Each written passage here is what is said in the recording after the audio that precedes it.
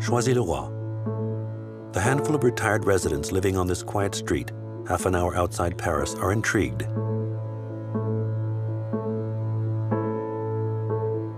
All eyes are riveted on one house, number 11.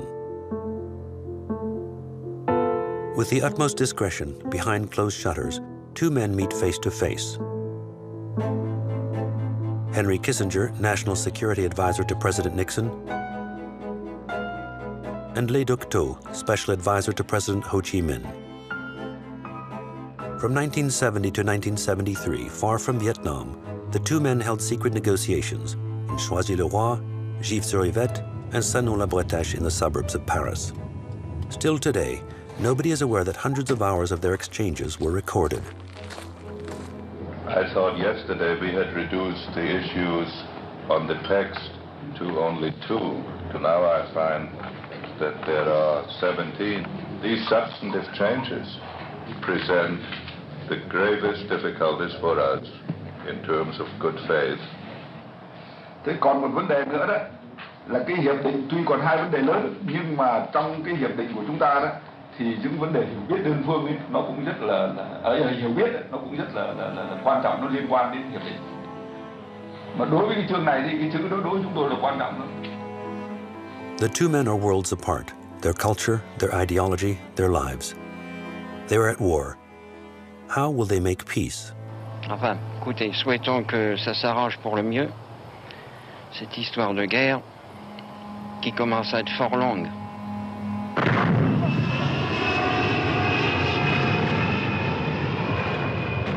A war that has lasted for over 10 years, led by the world's leading power against a small country populated mostly by poor farmers.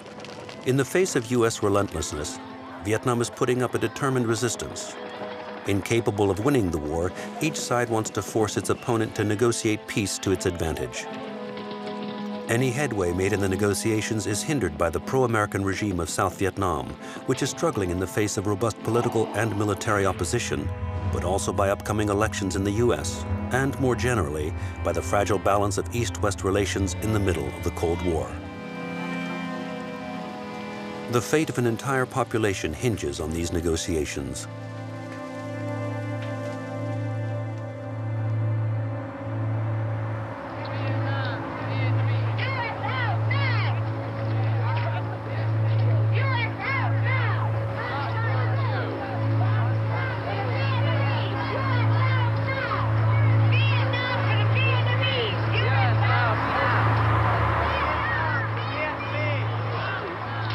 Two years before the first meeting between Lê Duc Tho and Henry Kissinger, a new political force had started weighing in on the war, U.S. public opinion.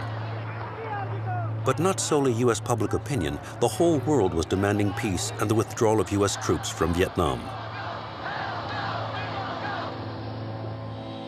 By the end of March 1968, the military situation had deteriorated.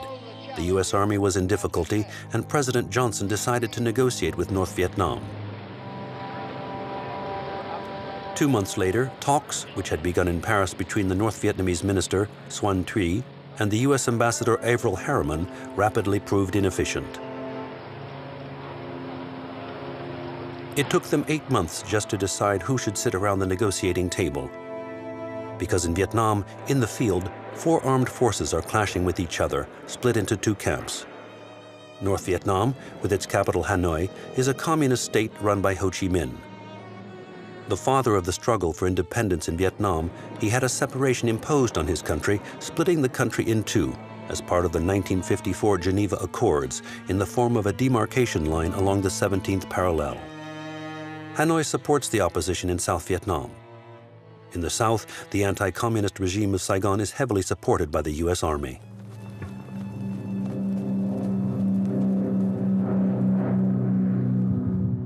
For the U.S., which claims to be the world's sheriff, the challenge is to contain the rise of communism, stopping it on the 17th parallel. Since Mao Zedong's arrival to power in China, followed by North Korea, then North Vietnam, the Americans fear a domino effect.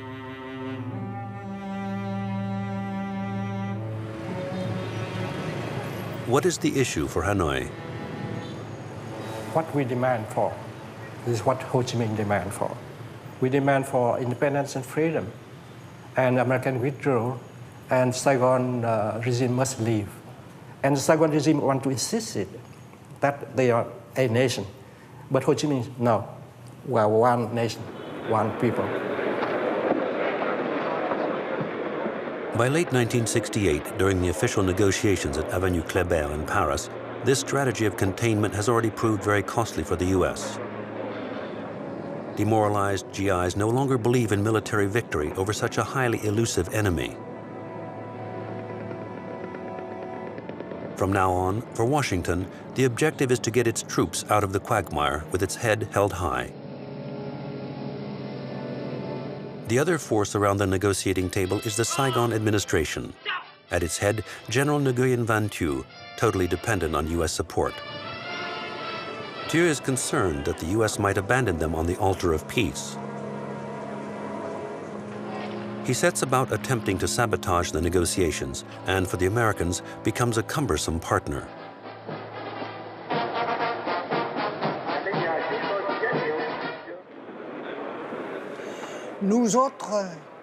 We, South Vietnamese, did not want to oppose the talks, as we would have been accused of working against peace. But we told the Americans, who were starting talks with the North Vietnamese, that the future of Vietnam depended on the Vietnamese, not the Americans.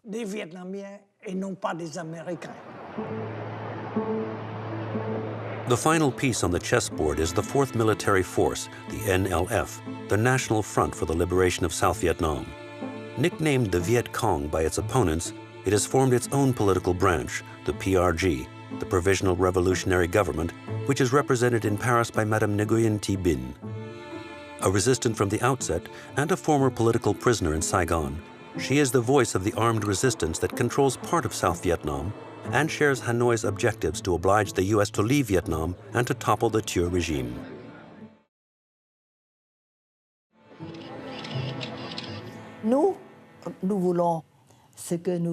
We wanted what we called fighting while negotiating, a form of tactic. We had to fight on the 3 fronts, the military and political fronts, but also on the diplomatic front, to try to strengthen our struggle. As each party stands their ground, negotiations collapse. Journalists refer to them as discussions among the deaf, because of the way each party declared their position,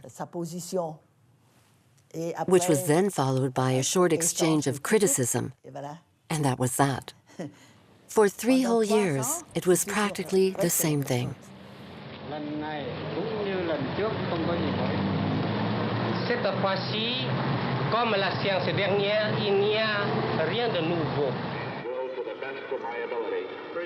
The new American president, Richard Nixon, then offered secret negotiations to Hanoi.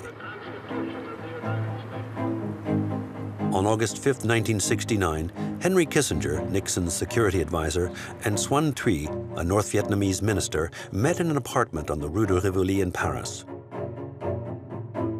They were greeted there by Jean Saint-Denis, the former French delegate general in Hanoi. Le gouvernement américain, plus exactement le président Nixon et son conseiller, ont senti que les négociations de l'avenue Kléber s'enlisaient et qu'il fallait, parallèlement à ces conversations, avoir des contacts plus directs, mais qu'il fallait que ces contacts soient aussi discrets, pour ne pas dire secrets que possible. Et ils m'ont demandé de les organiser, ce qui a été fait. Secrecy, the cornerstone of the negotiations. For these diplomats of the shadows, secrecy gave them room to maneuver, to threaten, to bargain with, and to outwit their opponents, as well as to anticipate political and military issues. The closed doors loosened their tongues as they were free from having to report to cumbersome partners. For as long as secrecy reigned, what was negotiated involved only themselves. Henry Kissinger and Lê Duc Tho are skilled diplomats, well-versed in the art of playing chess against a racing clock.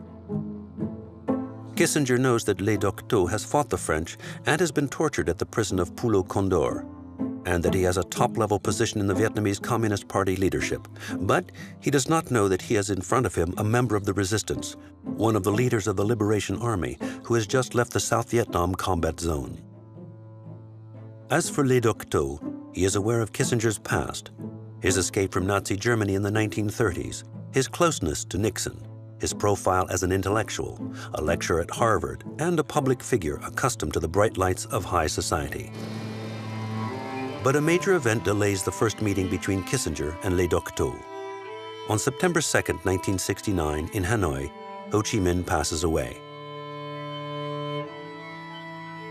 At his bedside are Lê Duc Tho and the other leaders of the country. In the middle of the war, a national state funeral is organized. Washington wonders whether the death of the emblematic leader might not influence the morale of troops.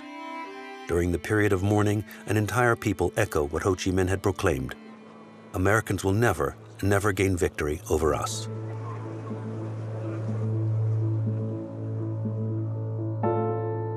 On February 21, 1970, the first secret session between Lê Duc Tho and Henry Kissinger takes place. The Vietnamese delegation is hosting, in a house it has hired, far from Avenue Kléber in Paris, at 11 Rue d'Arte in Choisy-le-Roi.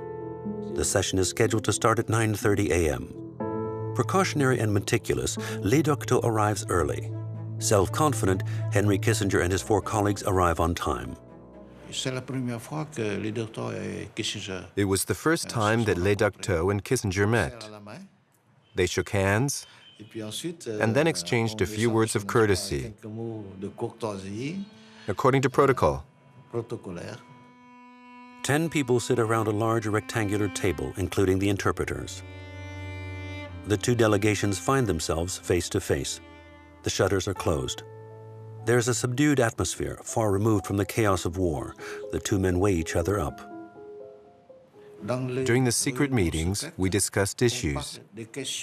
The term Henry Kissinger used was substantial issues. The first meeting lasts nearly 6 hours. It is 9:40 a.m. as the countdown of the secret negotiation begins. Lê Duc Tho says he does not trust American loyalty. You speak of peace, but you are waging war. We are wary because we have often been deceived. In 1945, we signed an agreement with the French, but they sent us troops. 9 years later, we reached an agreement in Geneva, which was torn up almost as soon as it was signed. So I am now wondering if your goodwill is sincere. I suggest you speak to us frankly. During this decade of war, you have spent a lot of money, gaining nothing in exchange. I do not understand. What interest do you have in continuing this war? When summing up to Nixon, Kissinger allowed himself a hint of optimism. On the major points, Mr. President, we totally disagree. But this first meeting remains positive. After lunch, taken separately, discussions resume. Lê Duc Tho brings up several points at length. The withdrawal of the American troops from South Vietnam was followed by the issue of the Saigon administration. Then the question of North Vietnamese troops stationed in South Vietnam came up, and then the issue of the demilitarized zone. Kissinger fixes a priority for their following encounter. Our first objective is to reach a reciprocal agreement. We will withdraw our soldiers from South Vietnam, and you repatriate yours to North Vietnam, along with your troops currently present in Cambodia and Laos. The 2 men meet again in March and April 1970. For Lê Duc Tho, sending American troops into Vietnam is clearly illegal. Kissinger replies that the presence of the North Vietnamese army in the South is also illegal, and he lays down a condition. I'll withdraw my troops only if you withdraw yours, Mr. Special Advisor. Lê Duc Tho does not give way.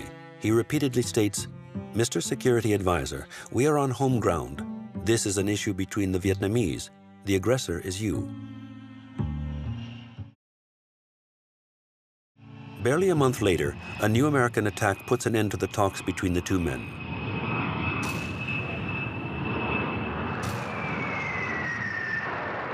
On April 29, 1970, a massive B-52 bombing campaign is carried out on East Cambodia, along the border with Vietnam. A similar campaign is carried out a few months later in Laos. The objective is to destroy the headquarters of the North Vietnamese High Command and that of the NLF, and to cut off the Ho Chi Minh Trail. A Ho Chi Minh Trail that has by now become a network of several thousand kilometers, a lifeline between the North and the South, along which transit provisions, military equipment, and troops, a network of tracks that the Americans have been bombing for 10 years in vain.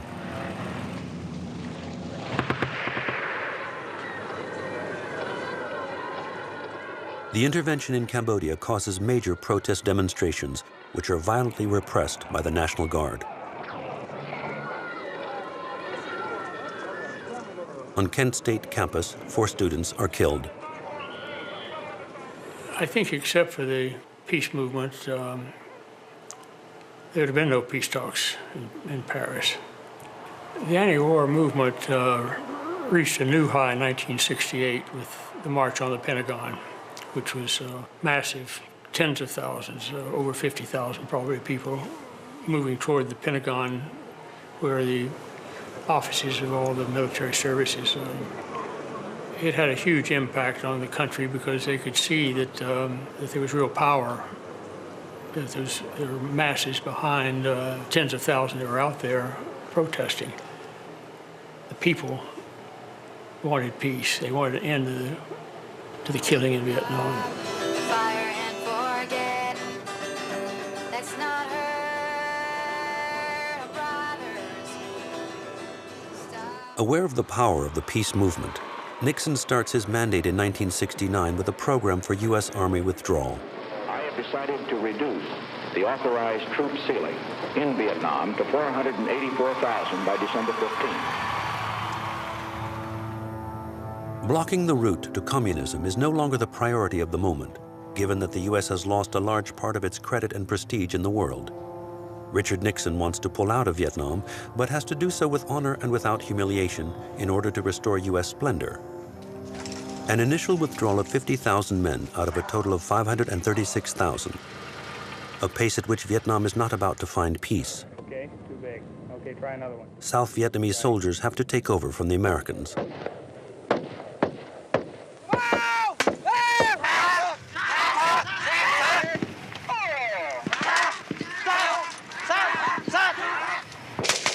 The objective is to recruit, equip, and train 400,000 men over 3 years, creating the greatest military force in Southeast Asia entirely from scratch.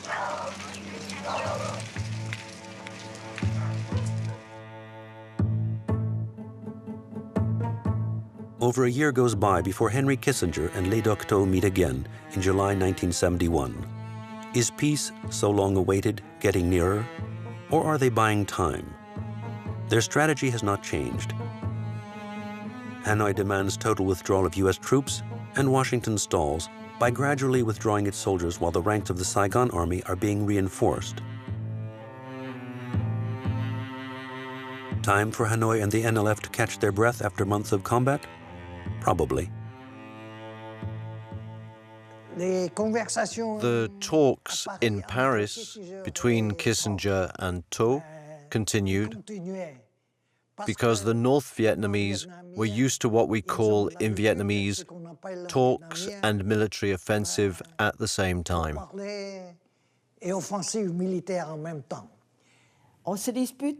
We argued over territory, you could say. They were also very difficult years for us at the end of 69, 70, even 71, because the U.S. weapons were deadly too.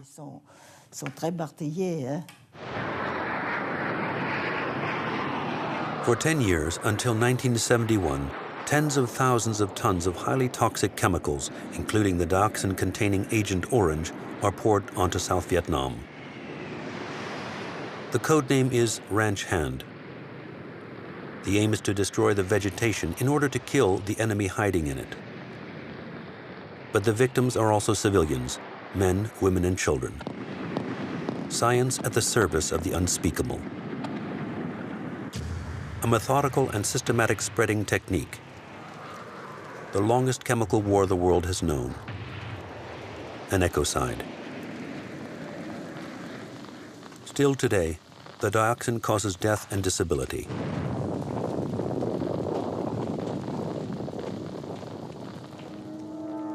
In Paris, negotiations collapse and the prospect of peace recedes. No meetings take place between autumn 1971 and the beginning of 1972. Nixon travels to Peking in the first visit by an American head of state under the Mao regime. He then travels to Moscow. East-West relations are warming up. It is a historical moment for world balance and peace. It is the opportunity for Nixon and Kissinger to ask the Chinese and Soviets to reduce the military aid they give to their North Vietnamese ally and to put pressure on them. Tell them to make concessions. They are not heard.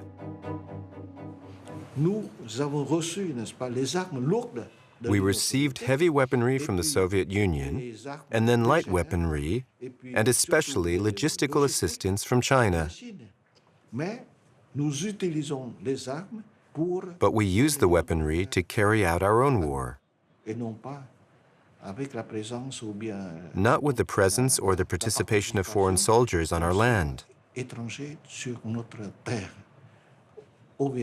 Vietnam, it was a war of liberation and not an international or a world war. Over the space of 2 years, Lê Duc Tho and Henry Kissinger meet 10 times, always in secret. Can these face-to-face meetings really put an end to the conflict? Confronting their arguments obliges the men to draw up a peace plan.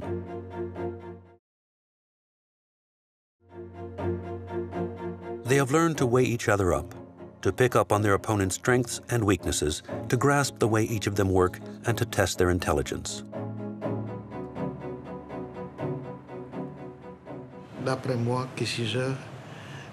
I think Kissinger is a highly intelligent man. He has a great deal of humor and a lot of experience in negotiating. But he's a man of maneuvers, and he's imperturbable. I developed great respect for Lê Duc Tho. He was the representative of a relatively small country, negotiating with a superpower. His strategy was to break our spirit and give us no hope of a settlement except to yield to their terms. He did it with great discipline, great dignity, great politeness, and great mastery of the subject. So it was our bad luck that he was our adversary. He appeared as the representative of a communist power devoted to Marxist ideology. And he had the American peace movement on his side. So he thought he had time. We had to try to out-endure him. Lê Duc Tho fought too, in a very courageous but also intelligent way. That's why we say that Mr. Kissinger, who is highly confident and perhaps just a little vain, he still had to. And I'm not sure if I'm using the right term here, but he had to bend down in front of Lê Duc Tho.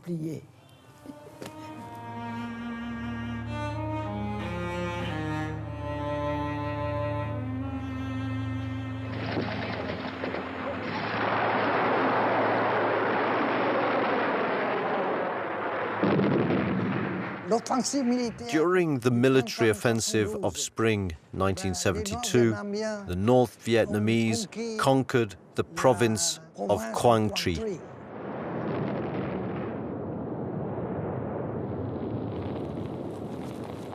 For the first time since the 1954 Geneva Accords, the North Vietnamese army takes the risk of crossing the demarcation line of the 17th parallel.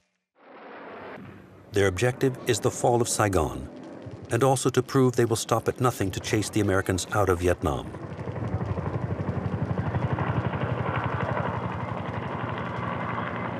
To show he is determined to let nothing give, Nixon riposts.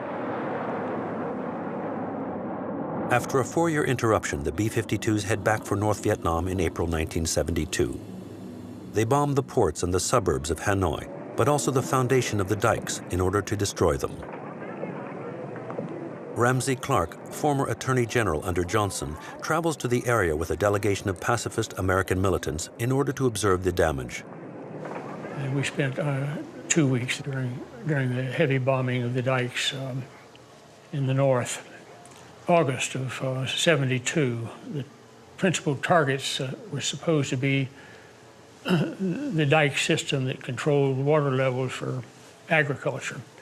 And the idea behind the bombing was that you destroyed the ability of the country to control water levels, and they can't grow rice, and you destroy their crops, and can't feed their soldiers, and they can't fight the war.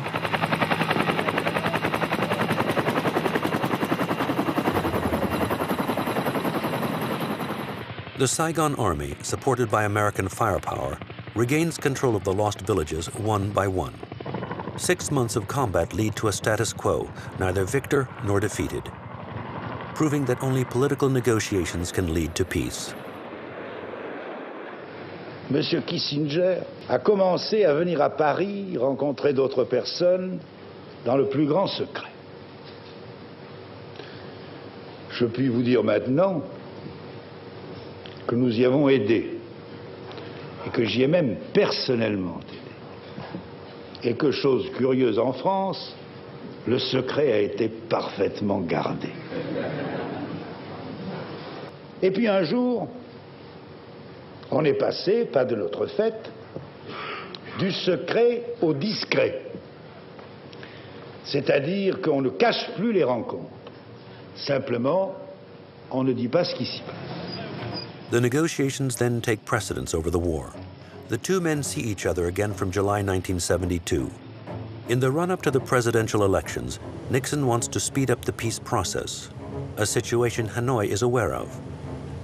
As the press now knows about the secret meetings, the venue of the negotiations must change. The French Communist Party, which supports the North Vietnamese, provides them with a villa in Gif-sur-Yvette that had belonged to the painter Fernand Léger. That day, I was present at Gif-sur-Yvette. We let Kissinger speak first. Back from Saigon, Kissinger had made no progress on our demands. After that, Mr. Lê Duc Tho gave Kissinger a document in English. Mr. Lê Duc Tho explained the gist of the document. But the newest problem that day was that we were accepting that the Thieu government would remain.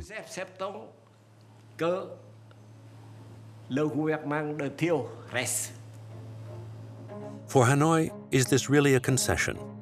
Is their sole objective not the departure of the Americans and the reunification of the country? Thieu or no Thieu, once the GIs have left, the issue will be between the Vietnamese.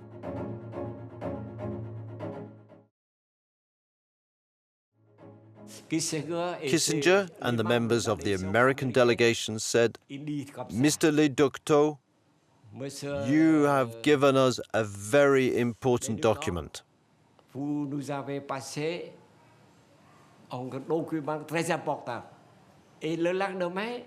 The next day, when we looked at the conclusions, we saw they had accepted more than 80% of our proposals.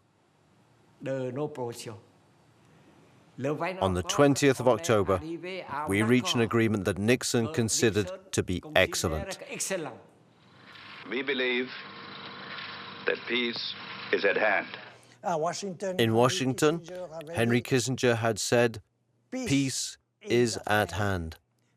This agreement plan was very, very anti-South Vietnamese and very favorable to the North Vietnamese.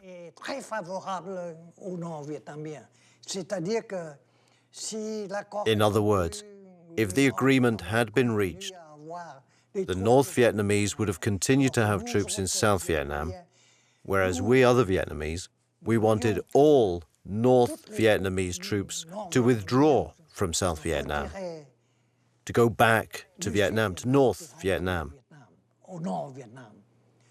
The agreement plan, negotiated by Kissinger, ignored this issue. But for South Vietnam, it was a question of life or death. When I see so many tombs, so many sacrifices for the freedom and liberty of Vietnam, I reaffirm again that the whole people of South Vietnam will resist again any peace which demands the rendition of South Vietnam and which will give the South Vietnam to the communist aggressors. People are calling you the obstacle to peace, Mr. President. When it's a just peace, a guaranteed peace, there's no one single obstacle in Vietnam. There will be not only 1 Thieu, but 7.5 million Thieu who are against that. In Saigon, Henry Kissinger sets about trying to convince President Thieu that he needs to be more flexible. He confirms their commitment to South Vietnam. Back in 1968, when with the very best of intentions, the previous administration entered into a bombing halt of North Vietnam. And everybody thought we were going to have peace now, but we didn't have it down. We didn't have it understood. We're not going to make that mistake again. We are going to have the kind of agreement which will end this war and build the foundation for a lasting peace that we can enjoy in that part of the world and all over the world. I say it shall be peace with honor and not peace with surrender for the United States of America. After Thieu's refusal, Nixon sent a message to Hanoi. He asked to continue the talks, which is why on 11th of November we returned to Gif-sur-Yvette for the second time. They proposed about 70 amendments on very important issues. In other words, they demanded the return of North Vietnamese troops once again, so we did not agree. It is Nguyen Van Thieu who imposes these amendments. He does not want to find himself alone facing his enemies. Nixon and Kissinger know this and expect Saigon to refuse.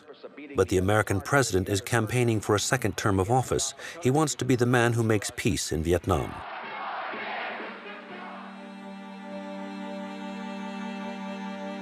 During the month of November, the two negotiators meet. Lê Duc Tho refuses to sacrifice the October agreement that Nixon had found excellent still just a few days before. Washington faces a dilemma. Either abandon Saigon by reverting to a preceding agreement or stand up to Hanoi at the risk of the negotiations breaking down once again into war. As their interviews progress, Thieu's amendments fall one by one.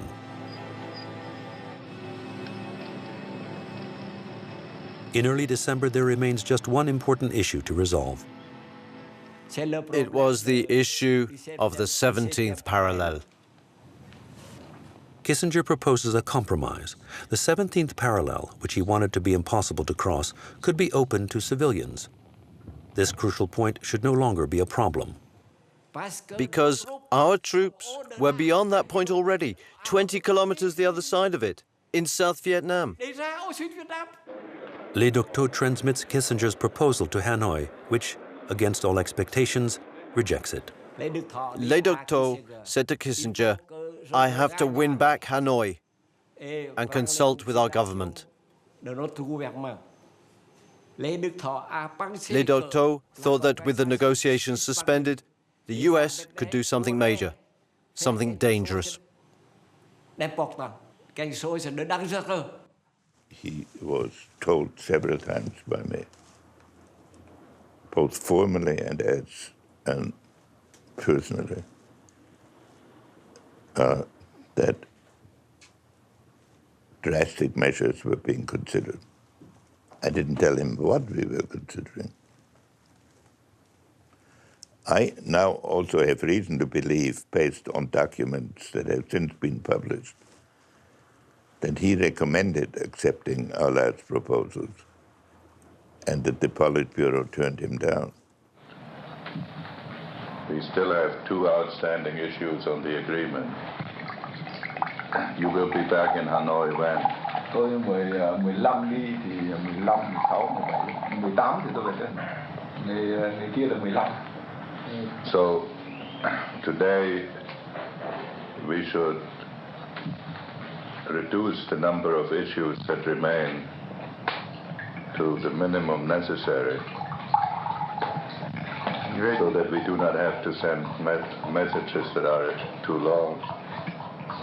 We will communicate with you after you are back in Hanoi, or you communicate with us, and then we can decide whether we can settle it by messages or whether we should meet again. 18th, you'll be back in Hanoi, so you'll be able to celebrate Christmas with your family. Chúng tôi thì Việt Nam không có cái tục ăn Noel đâu. I know.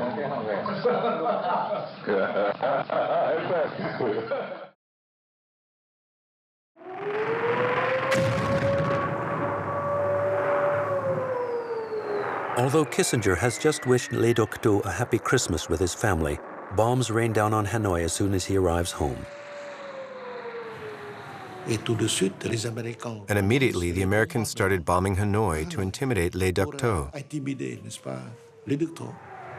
Despite the announcement of an imminent peace agreement, for 12 days, hundreds of bombers, including 120 B-52s, pound North Vietnam. Operation Linebacker 2 is the most terrifying operation of the war. Negotiations in November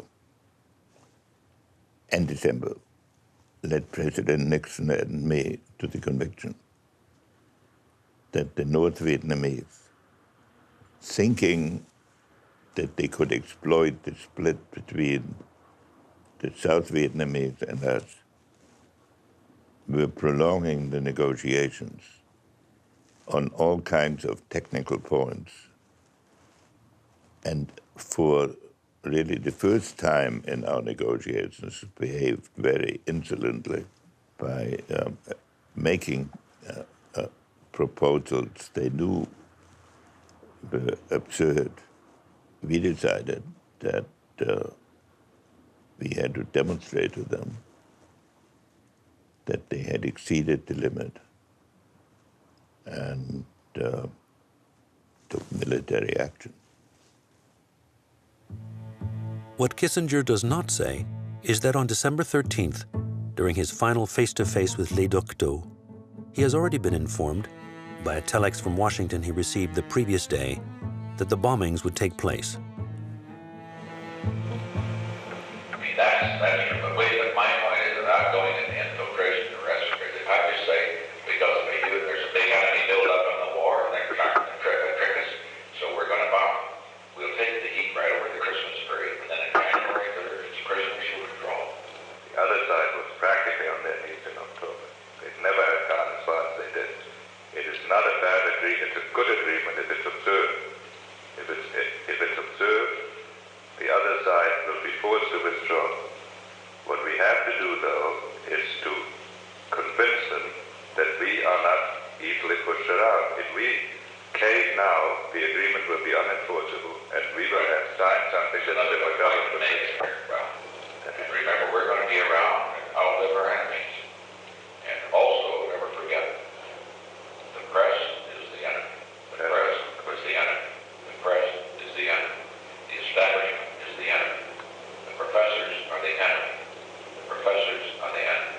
Write that in the blackboard 100 times and never forget it. Linebacker 2 causes death and injury among civilians. For the pilots, there is just the one command: fire and forget. In the space of 12 days, the equivalent of 10 years' worth of bombs dropped on North Vietnam are fired. The objective is to further weaken North Vietnam to give Thieu time to reinforce his regime without the Americans, and for Nixon and Kissinger to leave Vietnam with their heads held high. On the third day of the Linebacker II offensive, Washington addresses a message to Hanoi. If negotiations resume, stop. We are ready to halt bombings, stop. But Hanoi did not reply. They didn't want to accept too quickly so as not to give the impression we were in a hurry.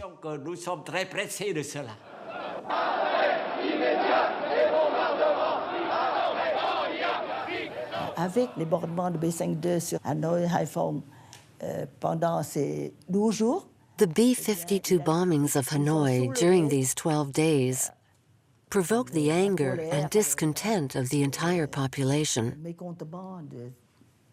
as well as the U.S. allied governments, such as the English government.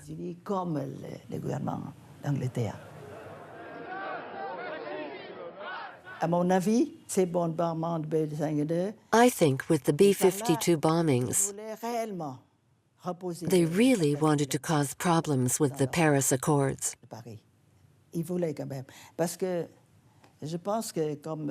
Because firstly, I think, like the text, the agreements were not favorable for the U.S., for their policy. And secondly, I think they wanted to weaken North Vietnam, all the same, before their departure. After Linebacker II, they agreed to go back to the negotiations and settled all the outstanding issues very quickly along lines that were compatible with our proposals. They then said we suggested going back to the negotiating table in January 1973 because we were under pressure from the B-52 bombs. That's simply not true. We understand that the American bombing could not solve the issue. They have to come back, and that's why, of course, after their failure in the Christmas bombing, they have to come back, and we understand that. We ready to receive them, and they have to come agreement with us.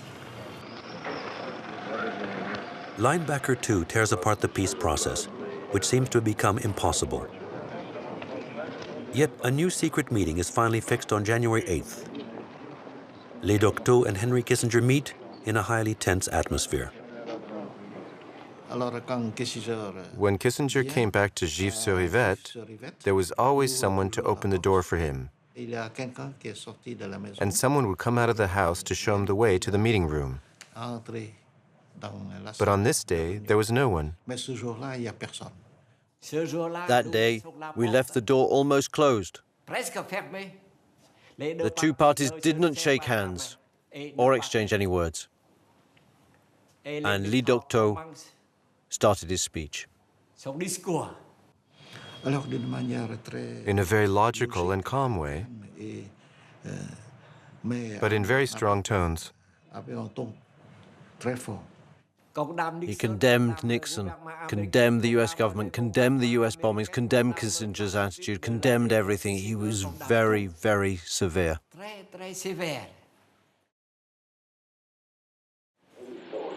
Tôi nhớ cái hôm 12 gặp ông cuối cùng thì cái vấn đề khu quân sự thì cũng đã giải quyết về cơ bản, tuy được còn một đôi cái ý khác nhau nhưng mà đã giải quyết. Và về vấn đề ký kết. Và chúng tôi trước khi về tôi đã nói với ông rằng là tôi về trong 12 ngày là cùng để mà trao đổi với chính phủ Thụy Điển. Mà việc trao đổi đó là một sự cần thiết vì chúng tôi đó là phải ở xa, chúng tôi về cần phải có cái báo cáo và xin ý kiến để mà giải quyết nốt các vấn đề.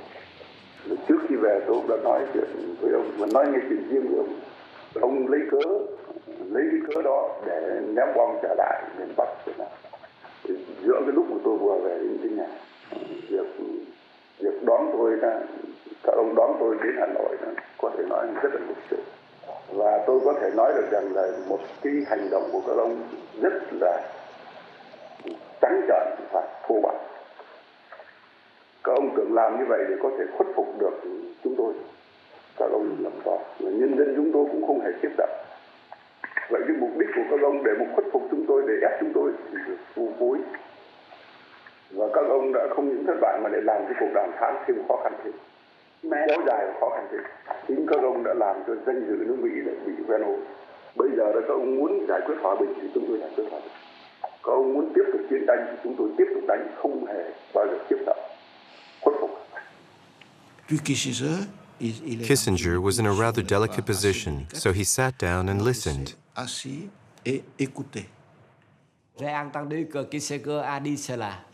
I heard Kissinger say, Mr. Lê Duc Tho, I would ask you to lower your tone, because the journalists outside can hear everything, and you are criticizing the US party.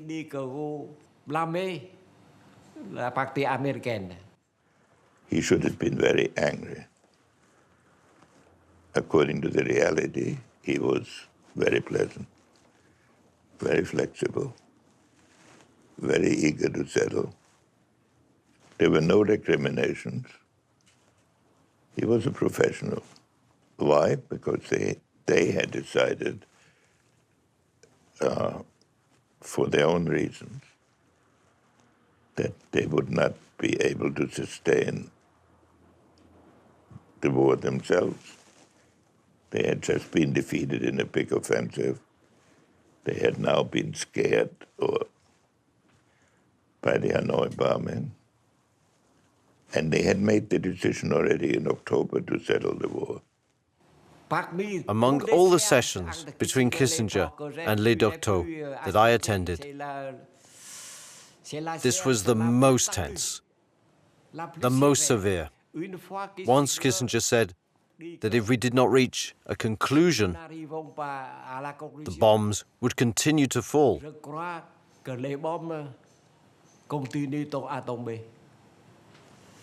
Lê Duc Tho said, "Let me stop you right there. We are not at all afraid. Now you'll have to take back what you said."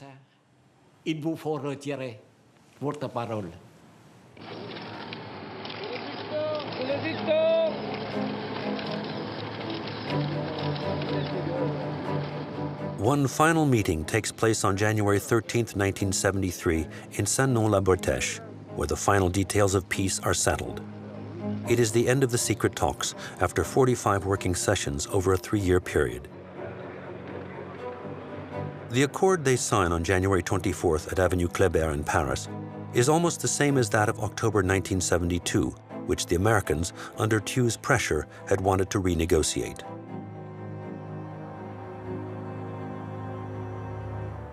On January 27, 1973, the accords are officially signed in Avenue Kléber by the 4 protagonists of the conflict.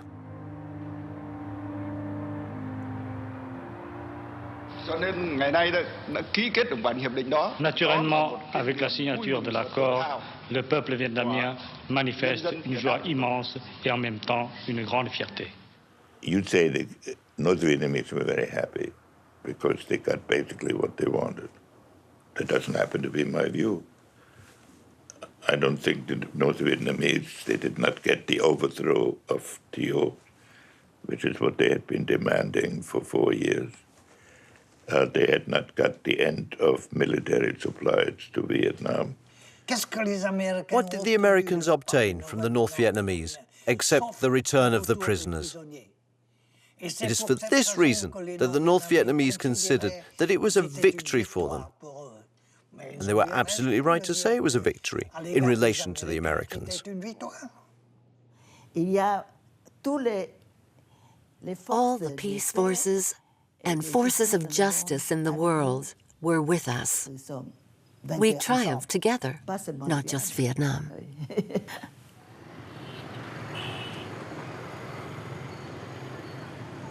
The Paris Accords were not respected. The ceasefire between the PRG and the Saigon government proved too difficult to maintain. How could one have hoped that on one and the same territory, South Vietnam, two governments, two administrations, and two armies could coexist? With the accords barely signed, the war started again, a war that ended with the fall of Saigon on April 30th, 1975. When Lê Duc Tho and Henry Kissinger were jointly awarded the Nobel Peace Prize, Lê Duc Tho refused it. He did not want victim and aggressor to be confused. In his eyes, Kissinger carried a heavy responsibility for the tragic cost of the war.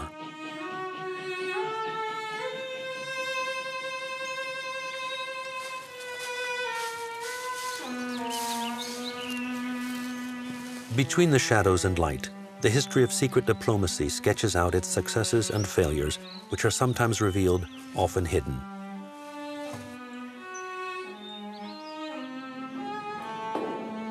Since antiquity, in the great history of armed conflict, recourse to secret negotiations has always been the key to resolving wars and differences between peoples.